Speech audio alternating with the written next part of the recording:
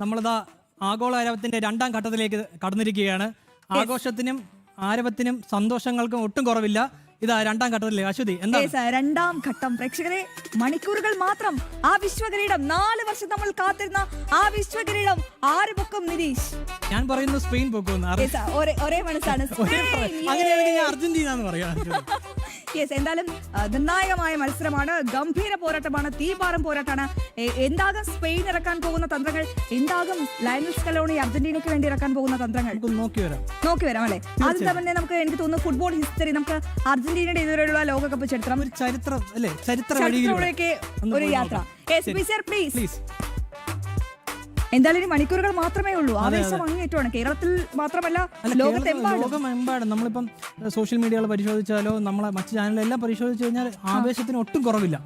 അതായത് മണിക്കൂറുകൾ കൂടുന്തോറും ആളുകളുടെ എണ്ണം, അതായത് ഓരോ സ്ക്രീനുകളിലേക്ക് എത്തുന്ന ആരാധകരുടെ എണ്ണം, സംഗീതത്തിന്റെ ആരവം എല്ലാം കൂടിക്കൊണ്ടിരിക്കുകയാണ്. അതെ, ഗംഭീരമായൊരു. നമുക്ക് ആ ചരിത്രത്തിലേക്ക് നോക്കാം അല്ലേ. ദ അർജന്റീനിയൻ ഹിസ്റ്ററി എന്താണ് നിതീഷേട്ടാ? 19 ലോകകപ്പുകൾ ഇതുവരെ കളിച്ചു. അത് 1930 മുതൽ 2026 വരെ. അപ്പൊ ഇനി പന്ത് കയ്യിലിരിക്കട്ടെ. തീർച്ചയായിട്ടും ഏറ്റവും കൂടുതൽ തവണ കളിച്ച മൂന്നാമത്തെ രാജ്യം എനിക്കൊന്ന് ആഫ്റ്റർ ബ്രസീൽ ആൻഡ് ജർമ്മനി. അതെ, തീർച്ചയായിട്ടും മൂന്നാമത്തെ രാജ്യമാണ് ഏറ്റവും കൂടുതൽ തവണ കളിച്ച മൂന്നാമത്തെ രാജ്യം. 95 ഫിഫ മത്സരങ്ങളാണ്. അതിൽ 54 മത്സരങ്ങളിലും വിജയം. അതൊരു വലിയ വിജയമാണ് കേട്ടോ. 95-ൽ 54 എന്ന് പറയുന്നത് ചെറിയൊരു, അതായത് പകുതിക്ക് മേളിലുള്ള വിജയമാണ്. നിരന്തരമായ നല്ല വിജയങ്ങളാണ് എല്ലാം. നമ്മളത് പറയുമ്പോൾ എടുത്തു പറയേണ്ടത് അർജന്റീനയുടെ നിരന്തരമായിട്ടുള്ള, അതായത് ചരിത്രത്തിൽ എമ്പാടും നിരന്തരമായിട്ടുള്ള സ്റ്റേബിൾ ആയിട്ടുള്ള ഒരു വിജയം, അത് നമ്മൾ എടുത്തു പറയേണ്ടതാണ്. അപ്പൊ മറ്റു വലിയ ടീമുകൾ, എന്തുകൊണ്ടാണ് അർജന്റീന മറ്റു ടീമുകളിൽ നിന്നൊരു വലിയ ടീമായി കണക്കാക്കി ഇത്രയും ആരാധക വൃന്ദം ഉണ്ടെന്ന് നമ്മൾ സൂചിപ്പിക്കുന്നത് ഈ 54 വിജയത്തിലാണ്. ഒപ്പം 54 മത്സരങ്ങളിൽ അവരുടെ ടീമിന്റെ കെട്ടുറപ്പ് കൂടി പറയാതെ പോകാൻ പറ്റും. തീർച്ചയായിട്ടും മറ്റൊരു ടീമിനും ഇല്ലാത്തൊരു കെട്ടുറപ്പ്. അതായത് ടീം വർക്കാണ്. പല ടീമുകൾക്കും ഇല്ലാതെ പോയത്, അതായത് ഈ ഫിഫ 2026 ഫിഫയിൽ നമ്മൾ കണ്ടത് പല ടീമുകൾക്കും ഇല്ലാതെ പോയത് നോർവേ, പോർച്ചുഗൽ. തീർച്ചയായിട്ടും വ്യക്തികൾ കളിക്കുന്നുണ്ടായിരിക്കും, പ്ലെയർമാർക്ക് ഇൻഡിവിജ്വൽ സ്കില്ലുകൾ ഉണ്ടായിരിക്കും, ടാക്ടിക്സുകൾ ഉണ്ടായിരിക്കും, എല്ലാം ഉണ്ടായിരിക്കും. എന്നാൽ അതെല്ലാം കൂടെ കൂട്ടി ഒരു ഒറ്റ അവിയൽ പരുവത്തിൽ നമുക്ക് ഫീൽഡിൽ അത് കാണിക്കാൻ സാധിക്കണം. ആ ടീം, അതായത് എല്ലാവരെയും ഇൻഡിവിജ്വൽ ആയിട്ടുള്ള കഴിവുകൾ ഒരുമിച്ച് കാണിക്കാൻ സാധിച്ചാൽ മാത്രമേ ആ ടീമിൽ വിജയത്തിലേക്ക് എത്തിക്കാൻ പറ്റൂ. അത് ആ ടീം വർക്ക് ഇല്ലാത്തതുകൊണ്ട് മാത്രം തോറ്റുപോയ ടീമുകളുണ്ട് ഈ വർഷം. തീർച്ചയായും അങ്ങനെ തന്നെ കണക്കാക്കാം. പക്ഷേ അർജന്റീന ഇപ്പോൾ ഫൈനലിലേക്ക് വരുമ്പോൾ സ്പെയിനും ഒത്തൊരുമയോടുകൂടി പ്രവർത്തിക്കും. തീർച്ചയായും സ്പെയിനും അതായത് നല്ല ടീം വർക്കിന്റെ 2 ടീമുകളാണ് ഇപ്രാവശ്യം കളിക്കുന്നത്, അർജന്റീന. ശരി, നമുക്ക് ഇതിലേക്ക് തിരിച്ചു വരാം. അതിൽ 3 വിജയങ്ങളാണ് ലോകകപ്പ് വിജയങ്ങൾ. അതിലൊരെണ്ണം ഇപ്പം തൊട്ട് മുമ്പ് കഴിഞ്ഞാലും വിജയിച്ചതാണ്. അപ്പൊ അത് കണ്ടിന്യൂ ചെയ്ത് പോകാനാണ് അർജന്റീന ശ്രമിക്കുന്നത്, തകർക്കാൻ സ്പെയിൻ. അങ്ങനെയാണെങ്കിൽ മെസ്സി കളിച്ചതിന് ശേഷമുള്ള 2ാമത്തെ ലോകകപ്പ് ആയിരിക്കണം ഇൻ കേസ് കിട്ടിയാൽ. അതെ, ശരി. നോക്കൂ, 95 ഫിഫ മത്സരങ്ങളിൽ 54 മത്സരങ്ങളിൽ വിജയം സ്വന്തമാക്കിയപ്പോൾ 3 ലോകകപ്പുകളിൽ മറ്റു വിജയം, 17 സമനിലകളും 24 തോൽവികളും. അതെ, നമ്മൾ എങ്ങനെയാണോ നമ്മൾ ജയത്തിനെ കാണുന്നത്, സമാനമായിട്ടുള്ള രീതിയിൽ വേണം നമ്മൾ സമനിലകളെ കാണാൻ. കാര്യം എന്തെന്ന് പറഞ്ഞാൽ ജയിക്കുന്നതിന് തുല്യം തന്നെയാണ് സമനില എന്ന് പറയുന്നത്. അത് തോൽവി ഇല്ലായ്മയാണ്. ഇപ്പൊ സ്പെയിനിന്റെ കാര്യം നമ്മൾ നോക്കി മനസ്സിലാവും. സ്പെയിന് ഇതുവരെ 1 ഗോളാണ് വഴങ്ങിയത് ഈ ഫിഫയില്. ശേഷം എല്ലാ കളികളും സമനില പിടിക്കുകയും തിരിച്ചവർ ജയിക്കുകയും ചെയ്യുന്നു. അപ്പം അതായത് എങ്ങനെയാണോ സമനില വിജയത്തിനൊപ്പം കാണുക, സമനിലകളിൽ എത്തിക്കഴിഞ്ഞാൽ അതിന് കൂടുതൽ അർഹമായ വിലയും നൽകേണ്ടതുണ്ട്. തീർച്ചയായും നിതീഷ്, അങ്ങനെ തന്നെയാണ്. നോക്കൂ, ഇതുവരെ അർജന്റീന അന്താരാഷ്ട്ര ലോകകപ്പുകളിൽ 171 ഗോളുകളാണ് അടിച്ചു കൂട്ടിയത്. ചെറിയ കണക്കാണോ? അല്ല, തീർച്ചയായിട്ടും അല്ല. 20 എണ്ണം മെസ്സിക്കൊപ്പമാണ്. 20 എണ്ണം മെസ്സിക്കൊപ്പമാണ്, അതെടുത്ത് പറയണം. 171 20 എണ്ണം. ഇനി ഏറ്റവും വലിയ വിജയം അർജന്റീന സ്വന്തമാക്കിയത് പെറുവിനെതിരെയാണ്. 1978 6 ഗോളുകൾ അല്ലെ, ഗ്രൂപ്പ് സ്റ്റേജിൽ 6 ഗോളുകൾ സ്വന്തമാക്കി. അതാണ് അർജന്റീന ഏറ്റവും വലിയ ഗോളുകൾ കൊണ്ട് നമ്മൾ. അതേ സമാനമായിട്ടുള്ള രീതി തന്നെയാണ് 2006 സെർബിയക്കെതിരെ 6 ഗോളുകൾക്ക്. അതായത് സെർബിയ ഒരു അനങ്ങാൻ പോലും സമ്മതിക്കാതെ അതിന്റെയൊക്കെ ഗോളുകൾ, അതെ, അതിന്റെയൊക്കെ ഹൈലൈറ്റ് മാത്രമേ ഞാനേ കണ്ടിട്ടുള്ളൂ. കാര്യം ആ സമയത്തൊക്കെ പ്രായം കുറവായത്. 2006 അത് ഞാൻ പറയുന്നില്ല, അത് ഈ ലൈവിൽ പറയണോ? അപ്പൊ ഞാൻ ഇനി എന്റെ യുവത്വം നാട്ടുകാർ മുമ്പ് തെളിയിക്കുന്നതുണ്ടല്ലേ. ഏറ്റവും വലിയ പരാജയം ആ ചെക്കോസ്ലോവാക്യക്കെതിരെയാണ്. അതേപോലെ, അതായത് എങ്ങനെയാണോ വലിയ ജയം ഉണ്ടായത്, സമാനം വെച്ച് 6 ഗോൾ 1-6 5 ഗോളുകൾ, 1 ഗോളേ അടിക്കാൻ പറ്റുള്ളൂ. തീർച്ചയായിട്ടും 6 ഗോളുകളൊന്നും ചെക്കോസ്ലോവാക്യ അടിച്ചു. അതെ, അതാണ് ഗംഭീരമായ ഒരു കാര്യം. ഇനി എന്താണ് അർജന്റീനിയൻ ഹിസ്റ്ററി പരിശോധിക്കണമെങ്കിൽ അർജന്റീനിയൻ റെക്കോർഡ്സ് എന്താണ് അതുകൂടി പരിശോധിക്കാം. Yes, the 6 EPIC world cup finals. 6 തവണ ലോകകപ്പ് ഫൈനൽ എത്തിയ രാജ്യമാണ് അർജന്റീന. അതിൽ 3 ലോകകപ്പ് സ്വന്തമാണ്. 6-ൽ 3 പകുതിയാണ്. അതാണ് കളി മാറോ? സ്പെയിന് പിടിച്ചു നിൽക്കാൻ പറ്റുമോ? കാണാം. കാര്യം എന്തറിയോ, 2010 ആദ്യം സ്പെയിന് ഫൈനലിൽ വന്നത്. അന്ന് സ്പെയിന് കൊണ്ടുപോയിട്ടുണ്ട്. സ്പെയിന് നമുക്ക് ഒരു കാരണവശാലും ചെറുതായി കാണാൻ സാധിക്കില്ല. കാര്യം സ്പെയിന് ഇതുവരെ വന്നിട്ടുണ്ടെങ്കിൽ അവർ കപ്പും കൊണ്ടുപോകാനുള്ള സാധ്യത വളരെ വലുതാണ്. എന്നാലും നോക്കാം. വർഷം 1930, അതായത് ആദ്യമായി കളിച്ച സമയത്ത് ഉറുഗ്വേക്കെതിരെ 2 ഗോളുകൾക്കാണ് വിജയം നേടിയത്. അല്ല, തോൽവിയായിരുന്നു. സോറി, ആദ്യം കളിച്ച സമയത്ത് തോൽവിയായിരുന്നു. എന്നാൽ അവർ റണ്ണറപ്പായി, അതായത് ഫൈനലിൽ 2ാം സ്ഥാനം കിട്ടി. ഇനി 1978 ആയിരുന്നു എതിരാളി. ആദ്യ കിരീടം അല്ലെ? 3 ഗോളുകൾ നെതർലൻഡ്സിനെതിരെ നേടിക്കൊണ്ട് തങ്ങളുടെ കന്നി കിരീടം സ്വന്തമാക്കി. അശ്വതി, നമ്മളിത് ഈ പട്ടിക പരിശോധിക്കുമ്പം മറ്റ് ഏതൊരു പട്ടിക, അതായത് അർജന്റീനയ്ക്കെതിരെ കളിച്ച ഏതൊരു പട്ടിക നമ്മൾ പരിശോധിക്കുമ്പോൾ ഈ 2 ഗോളുകളുടെ ഒരു സംവിധാനം കാണാൻ പറ്റും. അതെ, അവസാനം കണ്ടോ? ഇത് കണ്ടായിരുന്നു. ഇത് 3-3 ഷൂട്ടൗട്ടിൽ ജയിക്കുക, 1-0, 0-1, 0-1, 3-2. ഈ 2 ഗോളുകളിൽ ഇവർ സ്ഥിരം ഒരു പരിപാടിയാണ്. നമ്മൾ ഈജിപ്റ്റ്, കബോ വെർഡെ എല്ലാത്തിലും നമ്മൾ ഈ സാധനം കണ്ടതാണ്. സോ ഈ എങ്ങനെ അർജന്റീനക്കെതിരെ ഇപ്പൊ നമ്മൾ 6-1 തോറ്റ് കഥ പറഞ്ഞായിരുന്നു ചെക്കോസ്ലോവാക്യ. അപ്പൊ നമ്മള് സ്പെയിന് സത്യം പറഞ്ഞാൽ ഈ കളി ശ്രദ്ധിക്കേണ്ടത്, ഇന്നിപ്പം ഇംഗ്ലണ്ട് ഫ്രാൻസും കളിച്ചതുപോലെ 3-ലേറെ ഗോളുകൾ അടിച്ച് നല്ല രീതിയിലുള്ള ഒരു മുന്നേറ്റം കാഴ്ചവെക്കുകയും പിന്നീട് അർജന്റീനയെ തളയ്ക്കുകയാണ് ചെയ്യേണ്ടത്. ഇല്ലാത്ത പക്ഷം ഇവർ തിരിച്ചു വരും. അർജന്റീന ഒളിഞ്ഞിരിക്കുന്ന കുറുക്കനാണ്, തിരിച്ചടിക്കാൻ സാധ്യതയുള്ള. സ്പെയിനെ അങ്ങനെ ചെറുതാക്കി കാണണ്ട, സ്പെയിനും അങ്ങനെ തന്നെയാണ്. അതെ, നമുക്ക് ജർമ്മനിയിലേക്ക് പോവാം. നെതർലൻഡ്സിന്റെ ഒരു കാര്യം നിതീഷ് ചേട്ടാ, അവിടെ ഒരു ഗോൾഡൻ മൊമെന്റ് എന്ന് പറഞ്ഞാൽ നമ്മള് ഈ ഇപ്പോ മെസ്സിയും മറഡോണയും മാത്രമല്ല, അവിടെ മാരിയോ കെപ്പസ് ഉണ്ടായിരുന്നു. അദ്ദേഹം ഡബിൾ അടിച്ച മത്സരം കൂടിയാണ്. അങ്ങനെ ആദ്യ കിരീടം മാരിയോ കെപ്പസിന്റെ ഒരു ഗംഭീരമായ ആ ഒരു പെർഫോമൻസോട് കൂടിയാണ്. പുള്ളിക്കാരന്റെ സമർപ്പണമാണ് ആദ്യ കിരീടം നാട്ടിലെത്തിച്ചത്. അതെ, അതാണ് അങ്ങനെ പറയേണ്ടി വരും അല്ലേ? അതെ, തീർച്ചയായും. ഇനി എന്താണ് 1986 ജർമ്മനിയുടെ 3-2 2ാം കിരീടം നേടുകയായിരുന്നു. വിവാദമായ ഒരു മത്സരം ലോകകപ്പിൽ അല്ലേ? മറഡോണയുടെ മാന്ത്രിക കപ്പ് എന്നൊക്കെ വിശേഷിപ്പിക്കാം. പക്ഷേ എനിക്ക് തോന്നുന്നു ആ സമയത്തല്ലേ മറ്റേ ദൈവത്തിന്റെ കൈ, അതിനുശേഷമാണ് എന്നാണ് നമുക്കത് അതിനെക്കുറിച്ച് സംശയം. നമുക്ക് അടുത്തതിലേക്ക് പോകാം.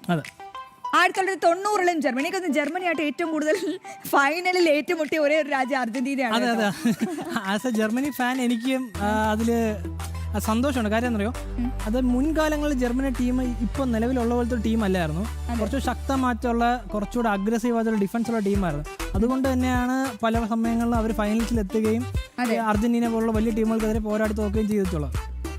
അപ്പോ 1986 ആദ്യമായി ജർമ്മനിക്കെതിരെ മത്സരിച്ചപ്പോൾ 2ാം കിരീടം സ്വന്തമാക്കി. 2ാം തവണ തോൽവിയാണ് ഏറ്റുവാങ്ങിയത്. ജർമ്മനി അടുത്ത തവണ വിട്ടില്ല. ജർമ്മനി പ്രതികാരം വീട്ടി. 90 ഒരു ഗോൾ പോലും അർജന്റീനയെ അടിപ്പിക്കാൻ സമ്മതിക്കാതെ തോൽവി സമ്മതിച്ചു. പെനാൽറ്റിയാണ് അത് വിവാദമാക്കാൻ കാരണം അതിന്റെ ഫൗള് കാര്യങ്ങളൊക്കെയാണ്. നമുക്ക് ടൈം ഇല്ലാത്തതുകൊണ്ട് നമ്മൾ അത് കൂടുതൽ ചർച്ച ചെയ്യുന്നു. 2014 വീണ്ടും ജർമ്മനി വീണ്ടും പ്രതികാരം ചെയ്തു. അങ്ങനെ അർജന്റീന ഗോൾ അടിക്കേണ്ട എന്ന് പറഞ്ഞുകൊണ്ട് അർജന്റീന ഒരു ഗോൾ പോലും അടിക്കാൻ സമ്മതിക്കാതെ ജർമ്മനി ഒരൊറ്റ ഗോൾ അടിച്ചുകൊണ്ട് അർജന്റീനയെ തോൽപ്പിച്ചു. അത് 113-ാം മിനിറ്റിലെ ഗോഡ്സെ കണ്ടീരെന്നാണ് നമ്മൾ അതിൽ ഗോൾഡൻ മൊമെന്റ് എന്ന് വെച്ചത്. ഗോഡ്സയുടെ ആ ഒരു ഗോളടിയിലാണ് അർജന്റീനയ്ക്ക് ആ ഒരു കപ്പ് നഷ്ടമായത്. അത് എക്സ്ട്രാ ടൈമിലാണ് ഈ ഗോളൊക്കെ വരുന്നത്. ഈ ഒരു ഗോൾ എന്നൊക്കെ പറഞ്ഞാൽ എക്സ്ട്രാ ടൈമിലാണ്. ഇന്നലെ നമ്മൾ ഫ്രാൻസ് ഇംഗ്ലണ്ട് കളി പറഞ്ഞ സമയത്ത് അവസാനം, അതായത് വിസില് വായിൽ വെച്ചുകൊണ്ട് എന്താ പറയാ, നമ്മുടെ റഫറി ഓടിക്കൊണ്ടിരിക്കുകയാണ്. ഇന്നലത്തെ കളിയില്ലേ, ഇന്നലത്തെ പുലർച്ചെ കളി. ആ സമയത്തും ബെല്ലിംഗ്ഹാം ബോൾ വായിച്ച് മുന്നേറുകയും ഒരു ഗോൾ അടിക്കുകയും ചെയ്തു അവസാന സെക്കൻഡില്. അതുകൊണ്ട് ഈ ഫുട്ബോളിനെ നമ്മൾ അണ്ടർസ്റ്റാൻഡ് ചെയ്യാൻ പാടില്ല. അവസാന നിമിഷവും വിജയിക്കാനുള്ള സാധ്യതകൾ വളരെ വലുതായിരിക്കും. ഇനി 2022 ഫ്രാൻസിനെതിരെയുള്ള മത്സരം. 2022 നമുക്കൊക്കെ മറക്കാൻ പറ്റുമോ? മെസ്സിയുടെ കന്നി കിരീടമാണ്. അന്ന് എല്ലാവരും, ഞാനടക്കം പ്രാർത്ഥനയിലായിരുന്നു കേട്ടോ. അന്ന് ഞാൻ ആത്മാർത്ഥമായി ആഗ്രഹിച്ചു 2022 മെസ്സിക്ക് ഒരു കപ്പ് കിട്ടണമെന്ന് ഞാൻ ആഗ്രഹിച്ചു. സമനില പിടിക്കുന്നു, 3-3 സമനില പിടിക്കുന്നു. അതിനുശേഷം പെനാൽറ്റി ഷൂട്ടൗട്ടാണ് ആകാംക്ഷയോടെ കാത്തിരുന്നത്. പക്ഷെ 4 ഗോളുകൾ അടിച്ചുകൂട്ടി അർജന്റീനയ്ക്ക് 3ാം കിരീടം, മെസ്സിക്ക് കന്നി കിരീടം, സുവർണ്ണ കിരീടം. രസകരമായ കാര്യമുണ്ടല്ലോ, അന്ന് അശ്വതി പറഞ്ഞില്ലേ, അശ്വതി അർജന്റീനയെ പ്രാർത്ഥിച്ചു. ശരിക്കും ഞാൻ എംബാപ്പയ്ക്ക് ഫ്രാൻസിനൊപ്പമായിരുന്നു കേട്ടോ. കാര്യം ജർമ്മനി പോയതിനു ശേഷം പിന്നെ ഞാൻ സപ്പോർട്ട് ചെയ്ത ഫ്രാൻസിനായിരുന്നു. കാരണം ഫ്രാൻസിന്റെ അന്ന് ആ സമയത്തുള്ള ഗംഭീരമായ അറ്റാക്കിങ് ഒരു മൂഡുണ്ട്. ഇന്ന് കാണുന്ന സമാനം മറ്റു തന്നെയായിരുന്നു. പക്ഷെ മറ്റൊരു തരത്തിൽ കുറച്ചുകൂടെ അഗ്രസീവായിട്ട് കുറച്ചുകൂടെ വേഗമേറെ അറ്റാക്കിംഗ് സ്കില്ലായിരുന്നു. അതിപ്പം അതിൽ ഞാൻ ആകർഷകനായി സമ്പൂർണ്ണ ഫ്രാൻസിനൊപ്പം. ഫ്രാൻസ് അവസാന നിമിഷം വരെ ജയിക്കുമെന്ന് വിചാരിച്ച് കണ്ടൊരു കളിയും കൂടെ ആയിരുന്നു 2022. ഇനി എന്താണ് അർജന്റീനൻ ഹിസ്റ്ററിക്ക് നമ്മളോട് പറയാനുള്ളത് നോക്കാം. ഓൾ ടൈം ലെജൻഡ് റെക്കോർഡ്സ് പറയണോ? ഓൾ ടൈം ലെജൻഡ് ഇദ്ദേഹത്തെ എടുക്കാല്ലേ? അതെ, തീർച്ചയായിട്ടും എടുക്കാം. വേണ്ടതാണോ? അങ്ങനെയല്ല, മറഡോണ യുഗം വേറെ. അതെ, നമ്മൾ നോക്കും, മെസ്സിക്ക് പുറകിൽ ഒരു മറഡോണയുടെ ചിത്രമുണ്ട്. നമ്മളത് അതായത് ഒരിക്കലും നമുക്ക് വിസ്മരിക്കാൻ പറ്റാത്ത ഒരുപാട് പേരുണ്ട് ഈ ഫുട്ബോളിൽ. അപ്പം ഈ കാലഘട്ടത്തിൽ നമുക്കൊപ്പം സഞ്ചരിക്കുന്ന ഗോട്ടിനെയാണ് നമ്മൾ ആരാധിക്കുകയും നമ്മൾ അവരെ കുറിച്ച് കൂടുതൽ സംസാരിക്കുകയും ചെയ്യുന്നു. മുന്നേ ഉണ്ടായിരുന്നവരെ നമ്മൾ ഒരിക്കലും വിസ്മരിക്കപ്പെടുകയല്ല. ശരി, അപ്പൊ നമുക്കിലേക്ക് പോകാം. ഏറ്റവും കൂടുതൽ ഗോൾ നേടിയ താരം ലയണൽ മെസ്സി 21 ഗോളുകൾ. ഗബ്രിയേൽ ബാറ്റിസ്റ്റൂട്ട 10 ഗോളുകൾ. അർജന്റീനയ്ക്ക് വേണ്ടി നേടിയ ഗോളുകളാണ്. ഏറ്റവും കൂടുതൽ മത്സരങ്ങൾ കളിച്ച താരം മെസ്സിയാണ് അർജന്റീനയ്ക്ക് വേണ്ടി. Golden ball winners Maradona, Messi. 2 തവണ 2014 മെസ്സി മറഡോണ ഒരു ഗോൾഡൻ ബോൾ സ്വന്തമാക്കണം. മെസ്സി 2 തവണ സ്വന്തമാക്കിയിട്ടുണ്ട്. ഏറ്റവും കൂടുതൽ പെനാൽറ്റി ഷൂട്ടൗട്ടുകൾ ജയിച്ച രാജ്യം. പക്ഷെ ഇത്തവണ ഒരു നാണക്കേട് കൂടിയില്ലേ 2020? ആദ്യത്തെ മെസ്സിയുടെ 2 തവണ പെനാൽറ്റി മിസ്സാക്കി. അത് എനിക്ക് തോന്നുന്നു അതിന്റെ പേരിൽ ഒരു റെക്കോർഡ് മെസ്സി സ്വന്തമാക്കി. അതിന്റെ പേരിലും ചർച്ചകൾ ഉണ്ടായി, സജീവമായ ചർച്ചകൾ ഉണ്ടായി. ഈ നമ്മുടെ ഈ 2026 ഫിഫ വല്ലാത്തൊരു ഫിഫ ആയിരുന്നു. അതായത് ഈ ആഘോഷങ്ങളും ആരംഭങ്ങൾക്കും അധികം ഈ വിവാദങ്ങളും ചർച്ചകളും പരസ്പര കുത്തലുകളും അങ്ങനെ വളരെ ഒരു എന്താ പറയാ ഒരു ചിട്ടയില്ലാത്ത ഒരു ഫിഫ എനിക്ക് തോന്നി. ആരാധകർക്കിടയിൽ തന്നെ എല്ലാ വർഷവും ആരാധകർക്കിടയിൽ തമ്മിൽ തല്ലും പോരുകളൊക്കെ ഉണ്ടാവും. ഇത് അതിന് കടന്നായിരുന്നു ഈ കളിക്കളത്തിൽ പോലും അതിരുവിടുന്ന. തീർച്ചയായിട്ടും. അപ്പൊ അത് നമ്മൾ പറഞ്ഞു പോകണമല്ലോ, എല്ലാം നമ്മൾ പറഞ്ഞു പോകണം. ഏറ്റവും ലയണൽ സ്കലോണിയുടെ ലാസ് സ്കലനോറ്റ, ഒരുപക്ഷെ ബുദ്ധിരാക്ഷസൻ എന്ന് വിശേഷിപ്പിക്കാൻ ഞാൻ ലയണൽ സ്കലോണിയെ ആഗ്രഹിക്കുകയാണ്. അദ്ദേഹത്തിന്റെ കീഴിൽ ലാസ് സ്കലനോറ്റ വന്നതിന് ശേഷം ഈ അർജന്റീനയ്ക്കുണ്ടായ ആ ഒരു മാറ്റങ്ങൾ നമ്മൾ കണ്ടു. കളിക്കാരനെ പഠിക്കുക, കളിക്കാരന്റെ കഴിവിനൊത്ത് പ്രവർത്തിക്കുക, കളിക്കാരന്റെ സമ്പൂർണ്ണമായി പിഴിഞ്ഞെടുക്കുക നമ്മൾ പറയും. നമ്മൾ ചണ്ടി പിഴിഞ്ഞെടുക്കുക എന്ന് പറയുന്നത്. ഇപ്പം മറ്റേ നമ്മുടെ എല്ലാ കഴിവും അവർക്ക് എവിടെ ആരെയൊക്കെ എവിടെ പ്ലേസ് ചെയ്യണം, എങ്ങനെ അടിക്കും, എങ്ങനെ തിരിച്ചടിക്കും, അവരിപ്പം അതായത് കഴിഞ്ഞ സെമിയില് ഇംഗ്ലണ്ടിനെ തോപ്പിച്ച് ഇവിടെ എത്തിച്ചത്. അതെ. അപ്പൊ അത് നമ്മൾ സൂചിപ്പിച്ച് തന്നെ ആവണം. ശരി, നോക്കൂ, ഫൈനലിൽ 3 തവണ ജർമ്മനിക്കൊപ്പം, നമ്മൾ നേരത്തെ സൂചിപ്പിച്ചു, 3 തവണ ജർമ്മനിക്കൊപ്പം ഏറ്റുമുട്ടിയ ഒരേ ഒരു രാജ്യം അത് അർജന്റീനയാണ്. ഡീഗോ മറഡോണ യുഗം. ദൈവത്തിന്റെ കൈ. ഡീഗോ മറഡോണ, കാരണം അർജന്റീനയെ പറ്റി എപ്പോ പറയുമ്പോഴും നാളെ ചിലപ്പോ ചരിത്രം മെസ്സിയെ പറ്റി പറയുന്നത് പോലെ മറഡോണയെ പറ്റി നമുക്ക് പറയാതിരിക്കാൻ പറ്റില്ല, അല്ലെ? നമ്മളൊരു രാജ്യത്തിന് നമ്മൾ എപ്പോഴും സംസാരിക്കുന്ന സമയത്ത് ആ രാജ്യത്തിന്റെ പേര് ഉയർത്തിയ ചില താരങ്ങളുണ്ടാവും. ഇപ്പൊ നമ്മള് കബവർഡയെ കുറിച്ച് പറയുമ്പോൾ കബവർഡ ഗോളിയെ കുറിച്ച് പറയുന്ന പോലെ അതെ ഓസിന, നമ്മൾ ഓരോ കാലഘട്ടത്തിലും ഒരു കളിക്കാരനുണ്ടാവും. ഒരു കളിക്കാരനെ കാണുള്ളൂ, ഒന്നിലേറെ കളിക്കാരുണ്ടായിരിക്കും, പക്ഷെ ഒരാളായിരിക്കും അത് ഉയർന്നു നിൽക്കുന്നത്. അതേപോലെ മറഡോണയ്ക്ക് ശേഷം മെസ്സി എന്ന് പറയേണ്ടി വരും. ഡിഗോ മറഡോണ യുഗം. മറഡോണയിലെ ദൈവത്തിന്റെ കൈ എന്ന് പറഞ്ഞുകൊണ്ട് വലിയ അത് സാത്താന്റെ കൈ എന്നും വിശേഷിപ്പിക്കാറുണ്ട്. സാത്താന്റെ കൈ, കാരണം ഫോട്ടോഗ്രാഫ് മാത്രമാണ് പതിഞ്ഞത്. റഫറി കാണാത്തൊരു ഗോള്. പ്രതിയോഗികൾ അങ്ങനെയും പറയാറുണ്ട്. പ്രതിയോഗികൾ അങ്ങനെയും പറയാറുണ്ട് ദൈവത്തിന്റെ കൈ എന്ന് പറഞ്ഞത്. അപ്പം നൂറ്റാണ്ടിന്റെ ഗോള് പിറന്നതും ഡിഗോ മറഡോണയുടെ കാലത്താണ്. അതും ഗംഭീര ഗോളായിരുന്നു, അല്ലേ? ലയണൽ മെസ്സി 2006 മുതൽ 2026 അത് മറ്റാർക്കും സ്വന്തമല്ല. 10 വർഷം എന്ന് പറയുന്നത് സമ്പൂർണ്ണാധിപത്യം, മെസ്സി ആധിപത്യമാണ്. എന്തായാലും വളരെ ഗംഭീരമായൊരു യാത്രയാണ് അർജന്റീനയുടെ. നമുക്ക് എത്രത്തോളം പ്രേക്ഷകരിലേക്ക് എത്തിക്കാൻ പറ്റുന്നുണ്ടോ അറിയില്ല, പക്ഷേ ഗംഭീരമായൊരു ഫുട്ബോൾ ചരിത്രം അർജന്റീനയുടെ ഓരോ ഫുട്ബോൾ ആരാധകരുടെ മനസ്സിൽ ഓടുന്ന ജീവരക്തം എന്ന് പറയുന്നത് ഈ ഫുട്ബോൾ ഹിസ്റ്ററി തന്നെയാണ്. ഇനി അർജന്റീനയ്ക്കൊപ്പം പിടിച്ചു നിൽക്കാൻ, അല്ലെങ്കിൽ തുല്യ ശക്തികൾ എന്നൊക്കെ പറയാം. അർജന്റീന 1ാമതാണ്, സ്പെയിൻ 2ാമതാണ്, ഫ്രാൻസ് 3ാമതായിരുന്നു, 4ാമത് ഇംഗ്ലണ്ട് ആയിരുന്നു. ഇംഗ്ലണ്ടിന് 3ാമതായി മാറും. ഒരു കാര്യം ശ്രദ്ധിച്ചു, ഈ 2026 ഫിഫ എന്നത് ഫിഫ റാങ്കിങ്ങിലെ ആദ്യത്തെ 4 രാജ്യങ്ങൾ തമ്മിൽ 4 സ്ഥാനങ്ങൾക്കായി ഏറ്റുമുട്ടുകയാണ്. ഇതിനു മുമ്പ് സമാനമായ രീതി വന്നിട്ടുണ്ട്, പക്ഷെ ഇത്രയും പെർഫെക്റ്റ് ആയിട്ട് ഇത്രയും സ്മൂത്ത് ആയിട്ടുള്ള ഒരു സാധനം വന്നിട്ടില്ല. അതുകൊണ്ട് അത് ഉറപ്പായിട്ടും. ഇനി നമുക്ക് നോക്കാം, സ്പെയിൻ എന്താണ് സ്പെയിൻ ഫുട്ബോൾ ഹിസ്റ്ററി? അർജന്റീനയ്ക്കൊപ്പം കൂട്ടിച്ചേർത്ത് വായിക്കാൻ പറ്റുന്നതാണോ? 17 ലോകകപ്പുകളാണ് കളിച്ചിട്ടുള്ളത്. 34 മുതൽ ഇപ്പൊ 2026. അതും ഒരു കാര്യം കൂടി ശ്രദ്ധിക്കണം, 1934 ശേഷം ഒരു ലോകകപ്പുകളിൽ പോലും മുടങ്ങാതെ കളിച്ചൊരു രാജ്യമാണ് സ്പെയിൻ എന്ന് പറയുന്നത്, അല്ലേ? 74 ഫിഫ മത്സരങ്ങളിൽ കളിച്ചപ്പോൾ 37 മത്സരങ്ങളിൽ മാത്രമാണ് വിജയം സ്വന്തമാക്കാൻ പറ്റിയത്. എന്നാലും ശരാശരി അതെ. ബ്രസീലിന്റെ ഒരു കാര്യം കൂടി നമ്മുടെ അനൂപ് ചന്ദ്രശേഖരൻ അവിടെ പറയുന്നുണ്ട് സ്പോർട്സ് ഡെസ്കിൽ നിന്നും. ബ്രസീലാണോ ഏറ്റവും കൂടുതൽ മത്സരങ്ങൾ കളിച്ച രാജ്യം? ബ്രസീൽ മാത്രമേ ഉള്ളൂ മുടങ്ങാതെ കളിച്ച രാജ്യം. ഇവർക്ക് ബ്രേക്ക് വന്നിട്ടുണ്ടായിരിക്കും. അതെ അതെ അതെ. ശരി, അപ്പൊ 74 37 മത്സരങ്ങളാണ് വിജയിച്ചത്. അപ്പം അതും നല്ലൊരു വിജയ ശതമാനമാണ്. അതെ, പക്ഷെ അർജന്റീനയെ വെച്ച് താരതമ്യപ്പെടുത്തുമ്പോൾ അതെ, അത് മാത്രമല്ല നമ്മള് അത് നമുക്ക് രണ്ടാം ഘട്ടത്തിലേക്ക് പറയാം.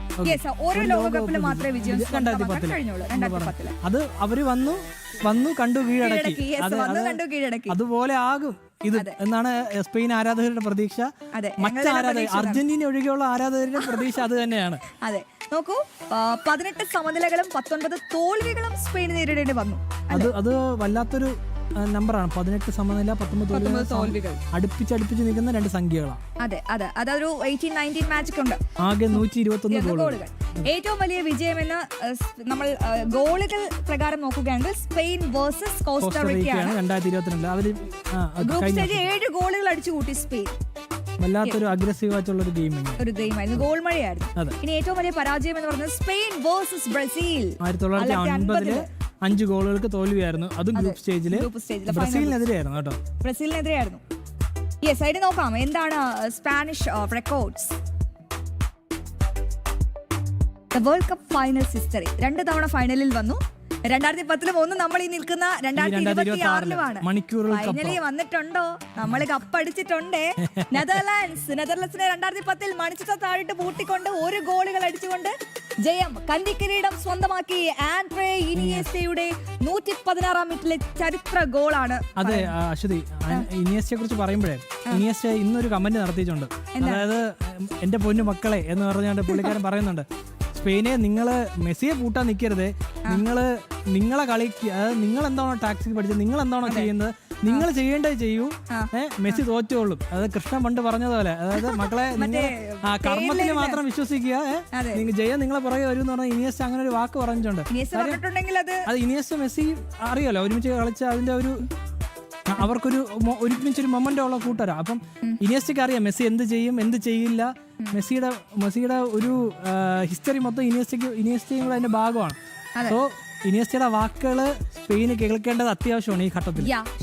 നമുക്ക് അടുത്ത കാർഡ് കൂടി വളരെ പെട്ടെന്ന് പറഞ്ഞിട്ട് ചെറിയ ബ്രേക്ക് എടുക്കാം. തീർച്ചയായിട്ടും നോക്കൂ, ലെജൻഡറി റെക്കോർഡ്സ്. എനിക്ക് തോന്നുന്നു അർജന്റീനയ്ക്ക് ഒരുപാട് ലെജൻഡറി റെക്കോർഡ്സ് പറയാനുണ്ട്, പക്ഷേ അത്രത്തോളം സ്പെയിൻ ഉണ്ടെന്ന് എനിക്ക് തോന്നുന്നില്ലല്ലേ. ഇപ്പോൾ ലോകകപ്പിലെ ടോപ്പ് സ്കോറർ ഡേവിഡ് വിയ 9 ഗോളുകൾ മാത്രം സ്വന്തമാക്കിയതാണ്. ഏറ്റവും കൂടുതൽ മത്സരങ്ങളിൽ കളിച്ചത് 17 മത്സരങ്ങളിൽ കളിച്ചത് ഇക കസിയസ്, സെർജിയോ റാമോസ്, ബുസ്കറ്റ്സ്. ടിക്കിടാക്ക യുഗം 2008 മുതൽ 2012 എനിക്കൊന്ന് ടിക്കിടാക്ക യുഗം തന്നെയാണ് അവർക്കൊരു ഗോൾഡൻ കപ്പ് സ്വന്തമാക്കാൻ 2010. അത് ഈ ചടുലമാർന്ന കുറുകിയ പാസുകളാണ് കേട്ടോ ടിക്കിടാക്ക. പ്രേക്ഷകർക്ക് എല്ലാവർക്കും അറിയായിരിക്കും, എങ്കിലും കാണുന്ന യുവ പ്രേക്ഷകർക്ക് അതായത് വളരെ വേഗം ചെറിയ കുറുകിയ പാസുകളോടുകൂടി പൊസിഷൻ നിരന്തരം മെയിൻറ്റെയിൻ ചെയ്ത് പോകുന്ന ഒരു സംവിധാനമാണ് ടിക്കിടാക്ക എന്ന് പറയുന്നത്. അത് എത്രത്തോളം ഗോൾ പോസ്റ്റിന് അടുത്തോട്ട് നീങ്ങുന്നോ അത്രത്തോളം ഡേഞ്ചറസ് ആണ്. ഒരു സ്ട്രൈക്കറിന്റെ കൈ കിട്ടിക്കഴിഞ്ഞാൽ ഗോളിലേക്ക് കൺവേർട്ട് ചെയ്യപ്പെടാം. യെസ്, നോക്കൂ, വിസെന്റെ ഡെൽ ബോസ്ക്യൂവിന്റെ കീഴിലായിരുന്നു ടിക്കിടാക്ക പരിശീലനം. അദ്ദേഹം ഒരു ഗംഭീര പരിശീലകരായിരുന്നു. വിസെന്റെ ഡെൽ ബോസ്ക്യൂ ഉണ്ടായിരുന്ന സമയത്താണ് 2010 ഇവർക്ക് ലോകകപ്പ് നേടാനൊരു കാരണമായത്. ആ സുവർണ്ണ കാലഘട്ടത്തെ ടിക്കിടാക്ക കാലഘട്ടം എന്നാണ് സ്പെയിൻ അറിയുന്നത്. പക്ഷേ ഇന്നത്തെ കാലത്ത് അവർ ആധുനിക ടിക്കിടാക്ക രീതികളൊന്നും പയറ്റുന്നില്ലെന്ന് തോന്നുന്നുണ്ട്. കഴിഞ്ഞ കളിയിൽ അത് കണ്ടതാണ്. അവർ ആ ഞാൻ പറഞ്ഞില്ലേ ചെറിയ കുറുകിയ വേഗമേറിയ പാസുകൾ, ആ സാധനം നമ്മൾ കണ്ടതാണ്. അതാണ് അവരെ ഫ്രാൻസ് പതറിപ്പോകാൻ കാരണം പല സമയങ്ങളും. ലോകകപ്പിൽ കളിച്ച 7 മത്സരങ്ങളിൽ 6 വിജയം 1 സമനില.